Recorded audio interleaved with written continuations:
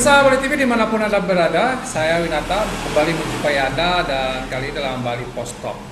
Kita akan memperbincangkan tentang layang-layang lagi nih, tapi dari perspektif konsumen listrik atau konsumen PLN. Karena kita ketahui bersama bahwa sudah ada terjadi beberapa kasus di mana layang-layang yang nyangkut di jaringan listrik milik PLN itu menyebabkan terjadinya pemadaman listrik. Tentu ini akan merugikan konsumen. Dan saya akan mewawancarai Pak Putu Armail dari beliau adalah Ketua Yayasan Lembaga Perlindungan Konsumen Bali. Om Swastiastu Pak. Om Swastiastu. Menapi gatra Pak Putu, sehat ya? Gatra becik, sehat Pak Win. Pak Putu, kalau selama ini atau musim-musim ini belakangan ini ada musim layangan gitu. Iya. Ada beberapa kejadian listrik mati karena apakah sudah ada keluhan dari Iya. konsumen PLN gitu karena yang karena layangan ini? Silakan. Baik Pak Win, jadi terkait masalah keluhan konsumen listrik di Bali untuk dari bulan Mei ya, bulan Mei Juni sebenarnya sih yang kemarin yang banyak mengadu itu antara bulan Juni. Bulan Juni itu mengadu terkait masalah pemadaman aliran listrik. Itu terjadi di wilayah Denpasar dan Badung. Nah yang di Denpasar termasuk di daerah Denpasar Utara di wilayah di Jalan Kertanegara ini misalnya itu mengeluh karena ada pemadaman listrik terlalu lama. Setelah kita cek ternyata ada layang-layang nyangkut menyebabkan kerusakan di jaringan listrik. Begitu juga di daerah Kabupaten Badung yang kemarin juga beberapa aliran listriknya terganggu. Nah setelah kita telepon pihak PLN itu disebabkan oleh jaringan listrik. Lagi-lagi jaringan listrik. Nah kita koordinasi dengan PLN, kenapa hal itu terjadi? Itu diakibatkan oleh layang-layang, akibatkan oleh layang-layang. Nah, kalau memang hal itu berdampak terhadap pemadaman listrik terkait masalah layang-layang, itu akan terjadi rutin setiap tahun. Pada masa-masa musim layangan. Musim layangan itu antara bulan Juni sampai Agustus ya.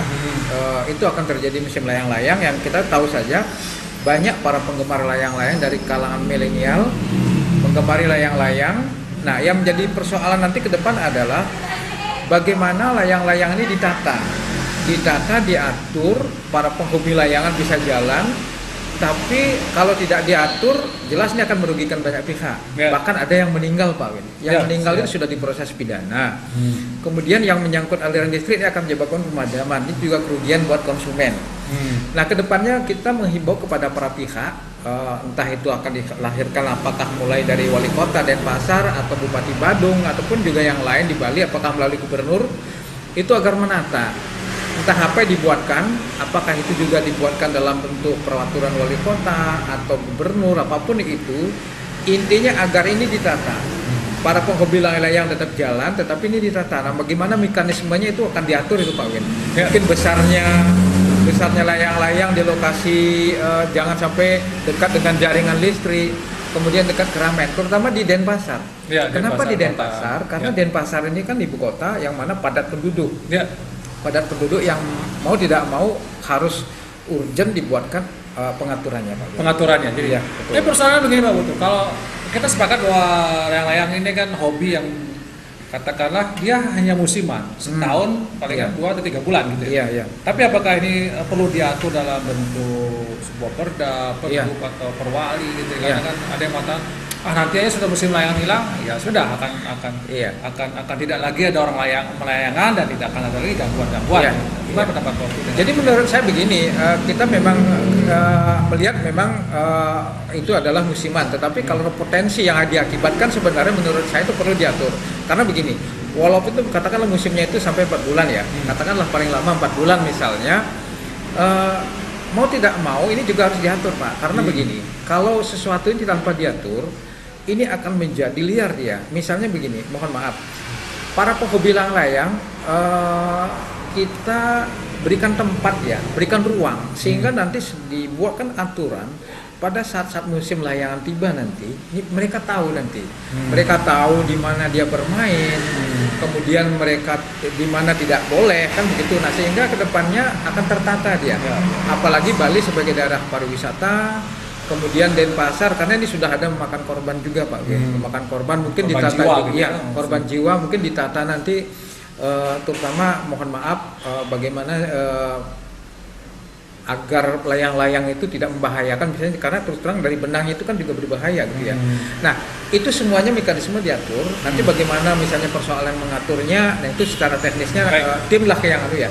Selama ini sudah ada, Pak Abu tadi dikatakan yang mengakibatkan hilangnya nyawa sudah diproses secara pidana. Iya. Kemarin juga kita dengar PLN kalau tidak salah mengajukan sebuah aduan ke pihak kepolisian karena gaduhnya kena layangan mati sekian ribu pelanggan padam, kemudian diusut secara hukum. Nah, gimana pendapat itu? Apakah Yayasan Lembaga Konsumen ini mendukung upaya-upaya yang dilakukan oleh PLN dan juga pihak kepolisian untuk mengusut secara hukum mereka yang karena hobinya ini menyebabkan kerugian? Jadi begini sebenarnya, kita sih sebenarnya tidak semata-mata sebenarnya menyangkut persoalan hukum ya. Walaupun toh memang aturan hukum ya memang karena itu menyangkut kelalaian ya memang harus diproses. Cuman kedepannya kita juga tidak akan berbicara dari aspek hukum saja Pak Win. Tetapi di sini aku semua stakeholder harus kita dudukkan bareng ya. Dari sisi dari adat, desa Pakraman, desa adat itu juga harus kita dekatkan. Jadi sebelum membuat aturannya memang harus dikumpulkan dulu tokoh-tokoh masyarakat. Kemudian di desa adat itu juga harus dikuatkan gitu ya. Karena terus terang begini, para penghobi ini pasti akan hadir, pasti akan ada setiap tahunnya. Nah, cuman pengaturan juga penting. Nah, kemarin terkait masalah terjadi kelalaian itu, misalnya menyebabkan meninggal, nah memang sih itu sudah menyangkut proses hukum. Ya kita tidak bisa menghindari lah gitu ya. Cuman kedepannya kita menghimbau juga sih ke depan kepada aparat penegak hukum, kepada tokoh-tokoh masyarakat agar bagaimanapun juga kasus layang-layang ini memang harus duduk bareng dulu lah gitu ya. Jangan sampai ada korban-korban berikutnya disebabkan oleh layang-layang kan. Jadi ini memang dilematis. Tetapi kalau menurut saya pribadi memang mendukung program ini, misalnya dibuatkan aturan entah apakah itu perda atau peraturan wali kota atau peraturan bupati atau peraturan gubernur, saya kira tidak menyalahi gitu ya. Cuman itu mekanismenya harus dibuat setelah nanti ada kajian-kajian dan duduk bareng dengan para tokoh adat, tokoh-tokoh masyarakat, termasuk di kalangan milenial ini penting sekali begitu. Bahkan jadi, kalau lomba-lomba virtual itu saya setuju gitu ya. Dan lomba-lomba virtual layang-layang ini juga merupakan hal yang baru gitu ya Pak. Iya, betul. Ya. Tapi persoalannya begini, ini kan hobi gitu. Iya. Ada hobi, kemudian tentu akan sulit pengaturannya kan orang. Misalnya disediakan tempat, dia juga susah. Kalau diatur layang-layang juga. Karena kadang-kadang kan sesukanya sendiri mereka ini. Nah, kita untuk melihat ini supaya masyarakat juga, karena kan yang lebih penting sebenarnya ada kesadaran untuk main layang-layang, hilangkan hobi, tapi yang tidak membahayakan. Cuma kadang-kadang kan karena saking asiknya melayangan, layangnya dibiarin jatuh, kemudian rusak. Nah, gimana kalau itu menanggapi? Dan memang membangkitkan kesadaran itu. Jadi memang kalau masalah penghobi ini kan persoalan yang memang bagaimana masyarakat itu punya hobi masing-masing kan begitu ya. Cuman begini Pak Win, kedepannya hobi inilah yang sekarang digandrung oleh kalangan milenial. Menurut saya kalangan milenial ini mau tidak mau memang harus ditata. Tapi secara pelan-pelan, jangan langsung dia mengambil aturan itu yang langsung sifatnya untuk memberikan sanksi. Tapi pelan-pelan lah dulu ya.